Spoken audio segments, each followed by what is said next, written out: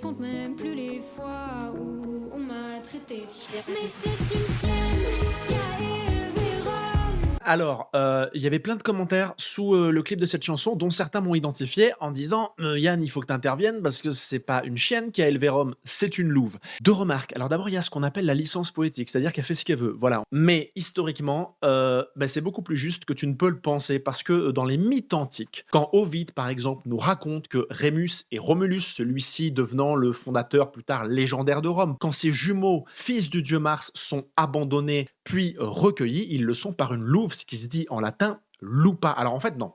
En latin, dans la littérature latine antique, on dit plutôt lupus femina. Lupa, c'est un mot qui peut désigner la louve, mais c'est un mot qui désigne plutôt une prostituée. C'est notamment ce qu'on va retrouver dans le mot lupanar, qui désigne un lieu de prostitution. Et c'est ce que je trouve formidable dans la chanson de Solane, parce qu'elle permet de ressusciter le sens du mythe de la louve Rémus et Romulus, tel que l'entendaient et le comprenaient les Romains, sachant d'ailleurs que des auteurs du 1er siècle avant Jésus-Christ disaient carrément que Lupa, c'était pas un animal, mais une prostituée. Or, pour nous, à notre oreille, en 2024, louve, c'est juste un canidé. En allant chercher un autre canidé, à savoir la chienne, même espèce que la louve, Solane, elle nous permet de nous reconnecter au double sens originel du mythe, et donc d'un point de vue historique, c'est top.